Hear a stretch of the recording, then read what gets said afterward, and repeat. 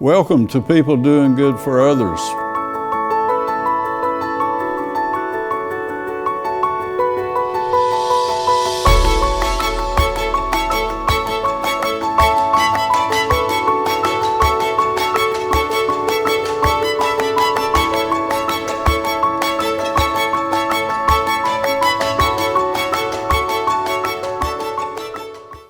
Good morning.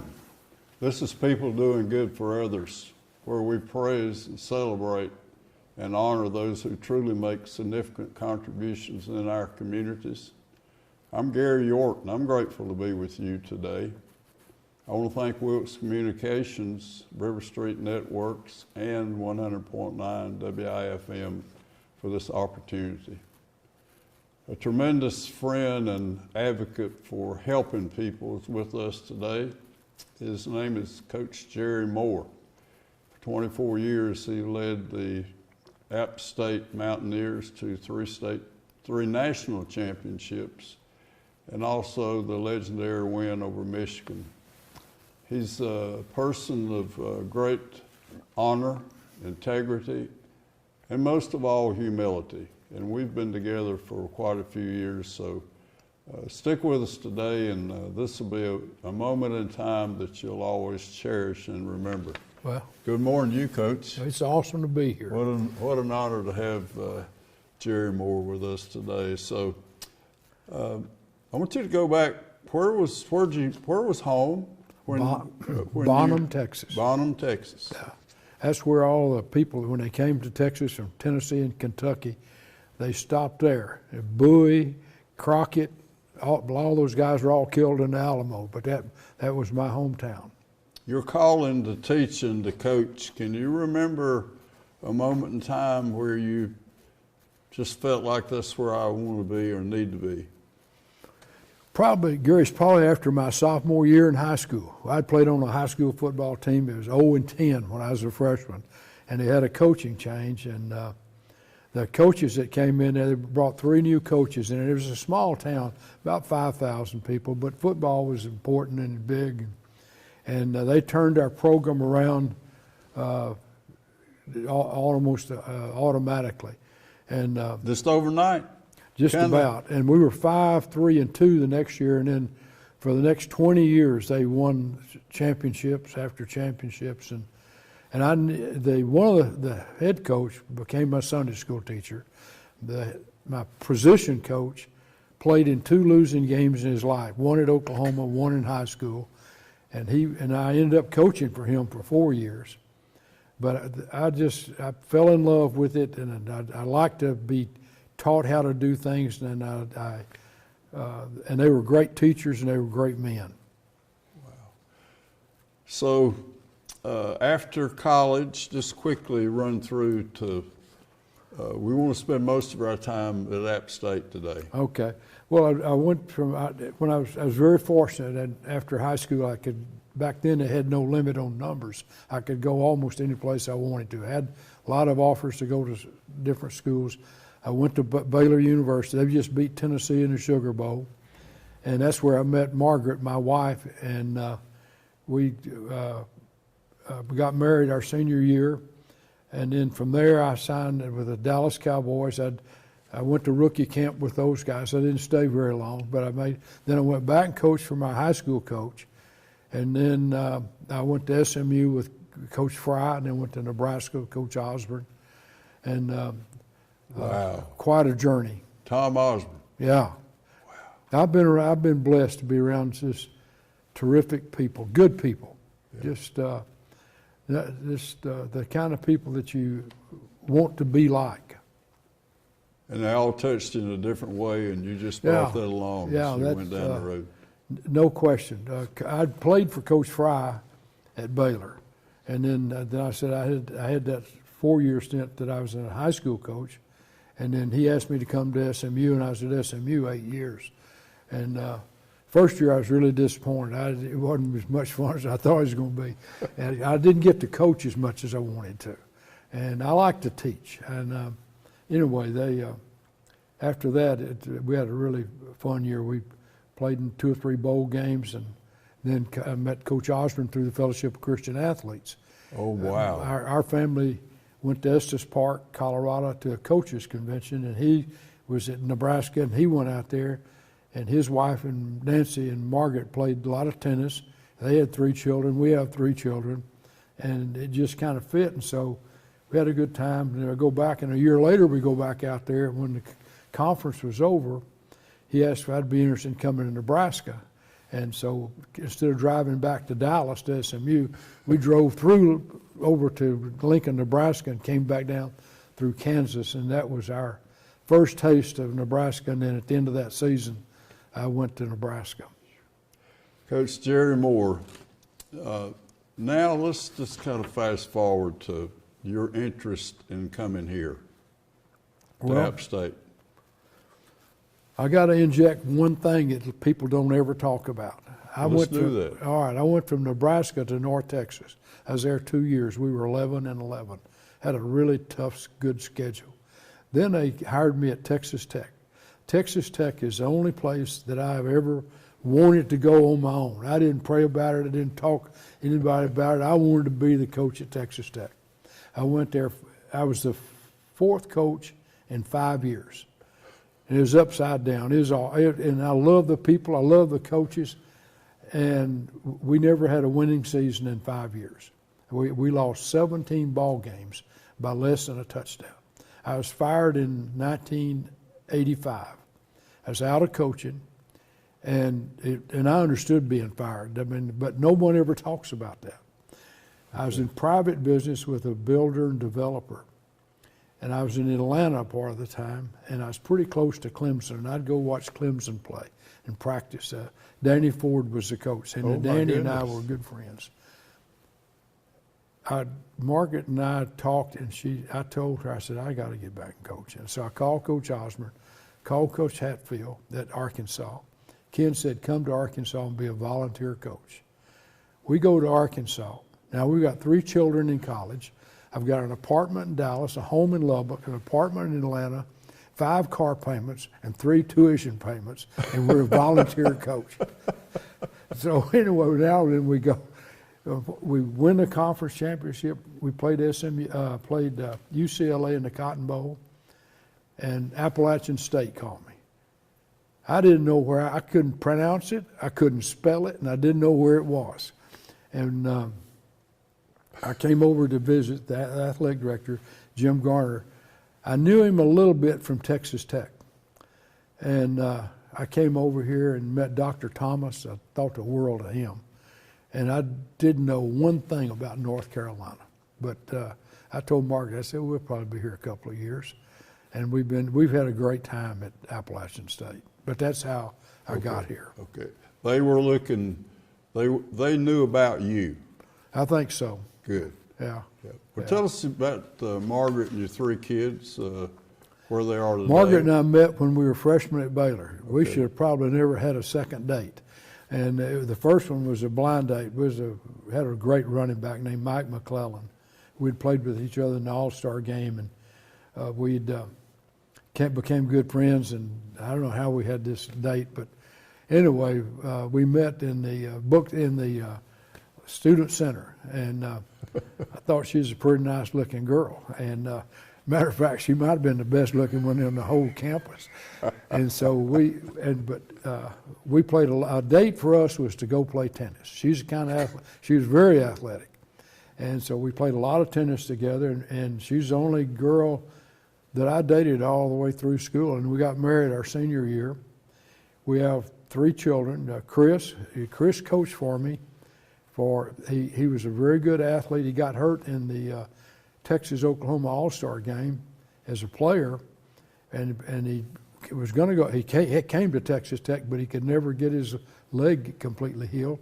Then we had another son, Scott, who's a cowboy, and he was going to be a vet. Now he's an emergency room doctor. And then the prettiest girl in West Texas was Elizabeth Moore, and she went to Texas Tech, North Texas, and then graduated with honors from Appalachian State. Wow. So, and she manages a nice apartment complex in Boone. So we have two of our three here, and the other one's 16 hours from. No, he's not 16. He's about 12 hours from us. That's Scott. Coach Jerry Moore, I wanted to concentrate on the 3 national championships because of the somewhat limited time, and beating Michigan. Are there a couple of other? Let's tell the story about the young man that was digging wells for the poor people in We may have Africa. to make a series out of this. That's amazing. Yeah. Tell that. Billy Riddle was a player that we recruited from Davie County, and we felt fortunate to get Billy. I was afraid that he would go to a larger school, and he was a good wrestler and just a terrific football player. Well, he commits to us and comes to us and plays for us for 3 years, and he's part of the 05, the first national championship, the second one too. He's there, and then after that second national championship, he's always been involved. We had a really strong fellowship of Christian athletes, just a good group of guys. Daniel Jeremiah played for us, David Jeremiah's son, Really? back in the earlier days, and that's how it really got stabilized. And there a lot of just Bible studies and things like that. And Billy was real involved in that, and he came in and talked to me just before camp started his senior year, and he said, "Coach, I'm going to give up my senior year. I want to go to be a missionary." And he had been to Africa, and then in the off season, I said, "I want to go over there and drill water wells." So I said, "Billy, that's great, except I want you to come to the first meeting, and I want you to tell the First team meeting. First team meeting. I don't want them to think that you just quit." So we had our meeting, and I told everybody, we were in the auditorium, and I said, "Fellas, Billy Riddle's got something he wants to talk to you about." And he stood up and faced all our team, and he told them about how he'd been over there before and the poverty and the things that he had seen. And he said, "I'm going to give up this year. I want to go back to Africa and drill wells." You could have heard a pin drop in there because all of them respected him so much. And anyway, we went on and had another great year. And Corey Lynch and he were in the same secondary, and they competed against each other at some points in time. But they were both really good players, and it turned out that Corey Lynch was the one that blocked the kick with 3 seconds to go. But Billy Riddle he's just a great person, great player, and just a great influence on people. Coach Jerry Moore, let's talk about the championships. With maybe some of the recruiting, or how did it get easier, or was it harder to win 3 in a row, or just a little bit about being a national champion? Well, we had a good taste of it in 2000. We played Montana, and Montana got beaten overtime in the semifinals. And so we'd been in the playoffs a good bit, but that was the first time we'd been to the semifinals. And then we'd played Boise State at their place. And so we'd had a little taste of the national championship, got a sniff of it anyway. And so when we did that, that really made a lot of difference for us as far as preparation and everything. In 05, we didn't think that, we knew we were going to be pretty good, but we didn't. You don't ever think, well, we're going to go win a national championship. We were going to win the Southern Conference championship. And then we had some really big games, and Richie Williams was our quarterback, just a terrific leader, and he got hurt in the semifinal game, and then against in the championship game, we didn't play him the first half. He had a bad ankle. But when we played him the second half, the stands just erupted. It was unbelievable, the noise. And every time he'd make a play, it was against Northern Iowa, and it was just a great night. And then we had a lot of those guys back, but we lost Richie. And that's when Armani Edwards came on the scene As a freshman? As a freshman. As a freshman. And that year.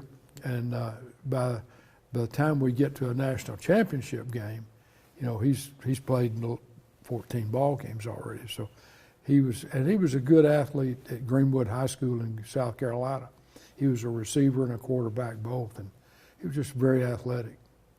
Do you remember the day he told you he was coming? Yeah, oh yeah, he's one of those guys. And we had another player we were recruiting named Coco Hillary, and he was a good quarterback. And we told them both, not together, but separately, in front of their parents and everything, that we're going to recruit you as an athlete. We think you're going to be a quarterback, but if you're not, we'll play you as a receiver. Well, both of them decided to come. And during 2 days, it was fun to watch them both compete against each other. And we decided that Amani should be the quarterback and Coco be the receiver. It's an amazing story because when you get, if we talk a little bit about the Michigan game later, yeah, those are two guys that had big ball games against Michigan, and both of them really young players. Yeah. Coach, some of the character things, let's talk about recruiting and basics that you were not going to deny, you know, things that these are the expectations, and we won't do this, we will do that.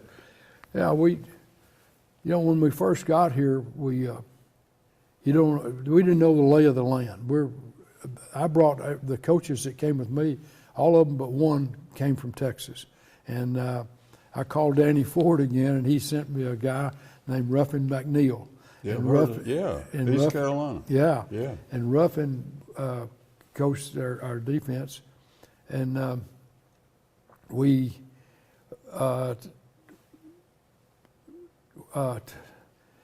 wanted kids that were athletic. We didn't care about. We weren't looking for the 6'5", 280-pound offensive or defensive lineman. We were looking. When we first started recruiting, we wanted players that could run, and then we wanted good kids. I don't think we signed a player that one of us, either me as a head coach or a position coach, did not go in that player's home. Talk to mom and dad and things like that. And again, we got to remember, we didn't even know very many high school coaches around here. Sure. And then what happened to us was it's kind of like some things happen in your life. There were a lot of players left in the spring that had been here with Mac Brown had recruited them and Sparky Woods had recruited them. And they were a little bit disenchanted, and I'll tell you a story about spring practice later. But anyway, a lot of those guys left. Well, we had some walk-on kids that came. Well, I didn't know very much about walk-on kids because I'd played at Baylor and I'd coached at SMU, two private schools. They don't have many walk-on kids. When I went to Nebraska, they were like rabbits everywhere. We had so many walk-on kids. And anyway, we were fortunate enough to have some really good walk-on kids back then, and to take the place of those guys. And Sparky had done a good job recruiting. They had a really strong freshman class. But again, what started happening to us, we began to get really, really good walk-on players, kids that got overlooked. Really? And instead of having a squad that, you had 63 scholarships. So maybe you got 10 walk-on kids. Now you're 73, 75.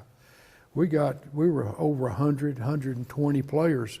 We practiced like a Nebraska, like a Texas Tech or Clemson.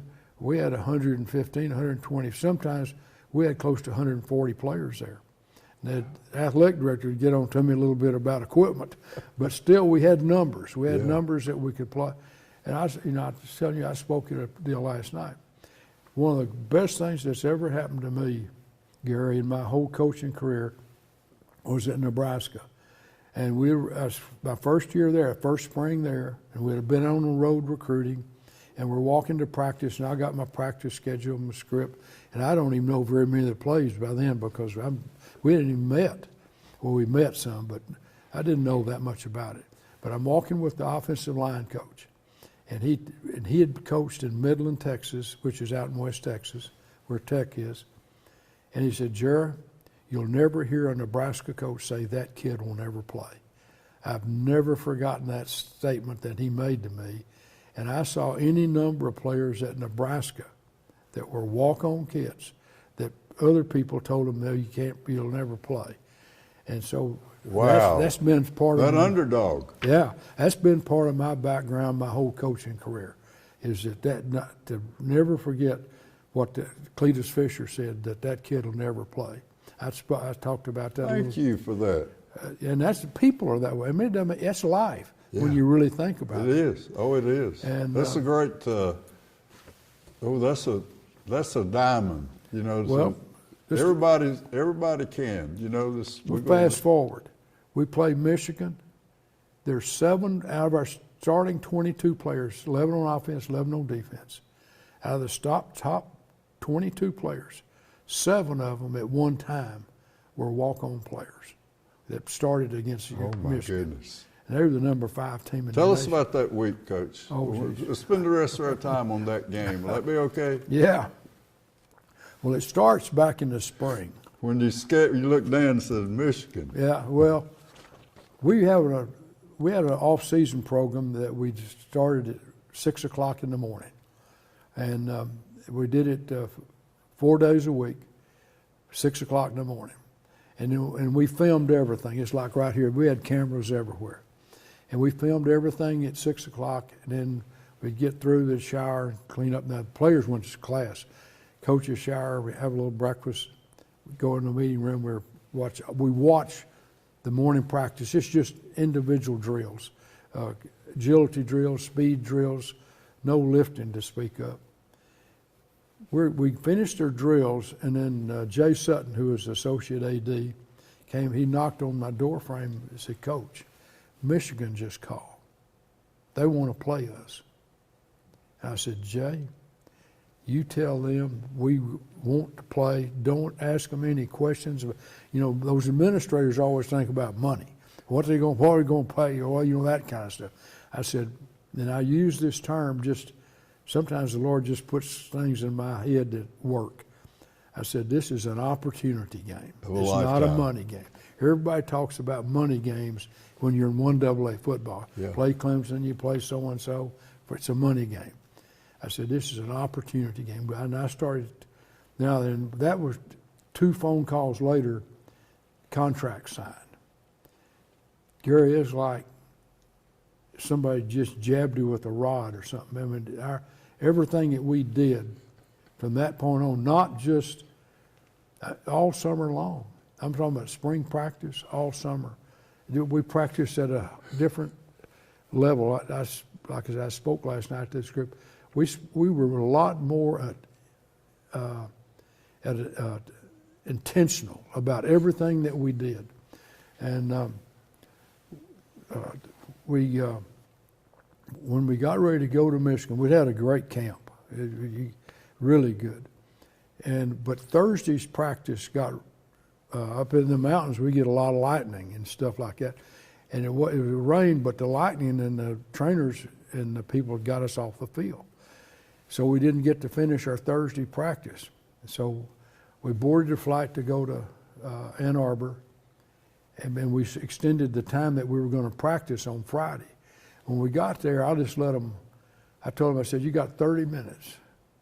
Just walk around this facility. You go anywhere you want to do. Go up to the stands, walk around concession, and then we blew a whistle. It's 105,000?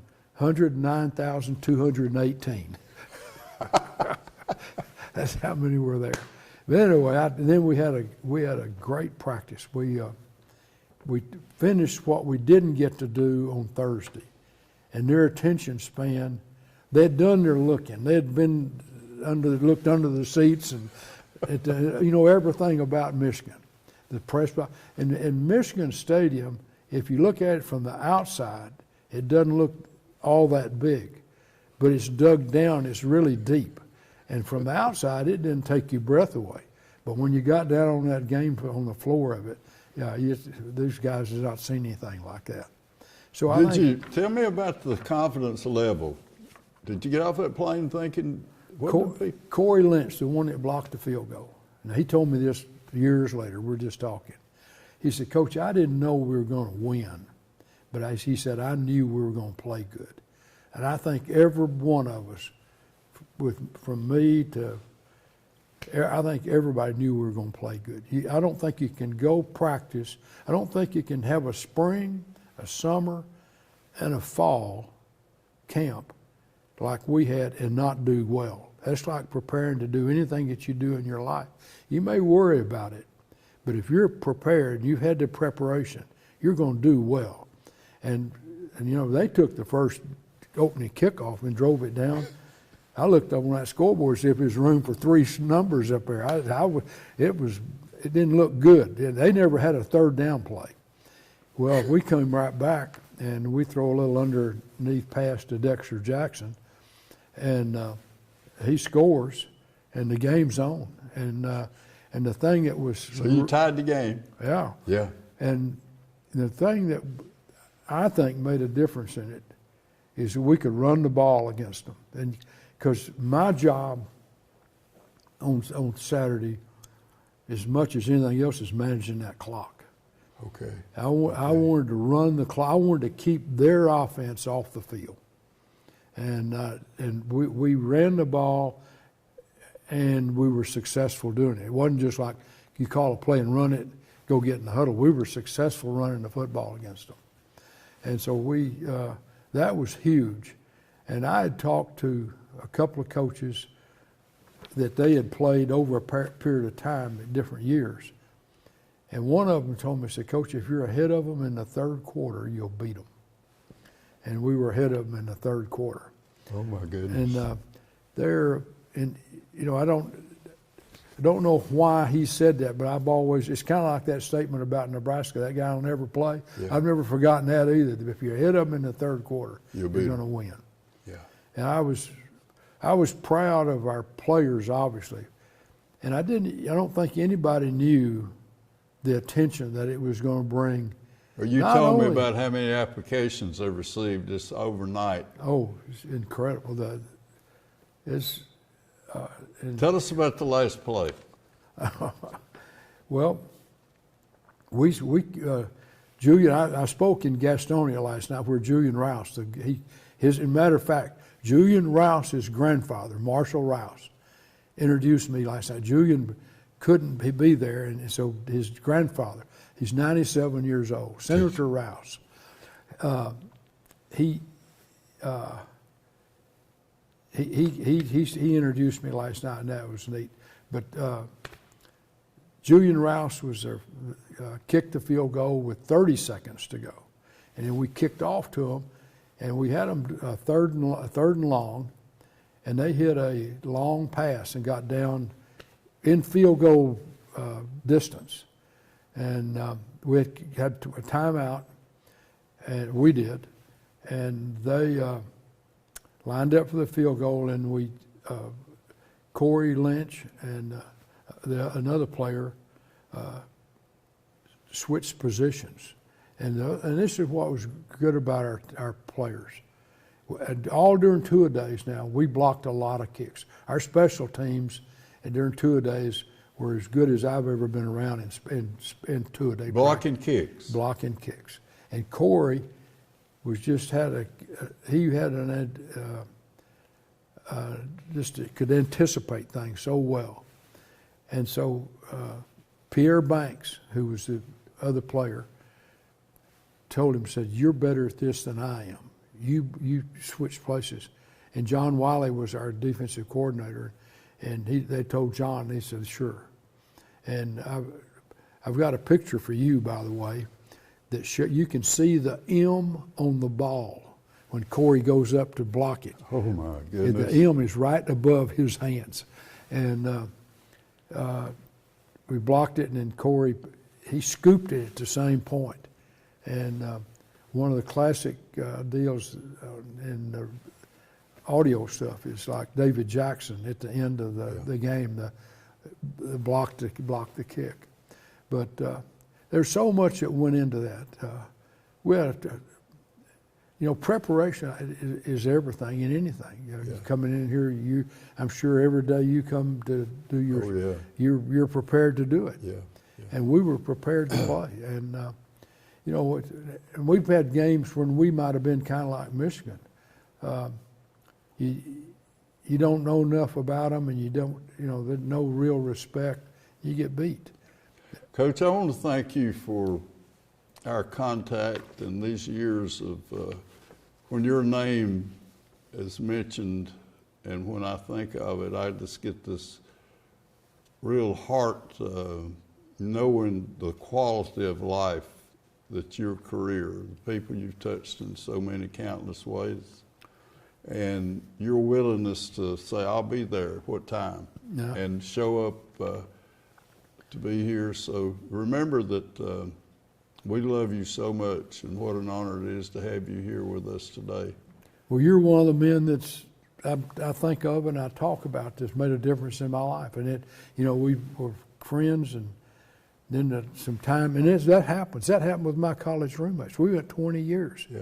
and now we're like brothers again. Yeah. And that same thing, when you called, I got my book here. You used to send me things. You got Iron Will here, and then the pictures and different things like that. Yeah. I just, you think that they're just things, but they're more than that. I want to remember that every moment in life is an opportunity to matter in the life of another person. Yeah. And the encouragement, as you wrote on the ball, matters. Yeah. And so thank you for being here with us today, and just bless us. And it's just amazing to have the warmth in your presence here. Well, I enjoy it. Like I said, I've been really blessed to be around some really special men, and you're one of them. Thank you. Coach Jerry Moore, App State, 3-time national champion, maybe the biggest upset in the world. But most of all, he's a kind, loving man who cares about others and is always willing to be involved in the lives of building folks up, and how he just being here makes us feel good. And thank you for being with us today. Until next week, remember that we're to seek and find ways to serve God and family and friends and worthy causes. Thank you. Bye-bye.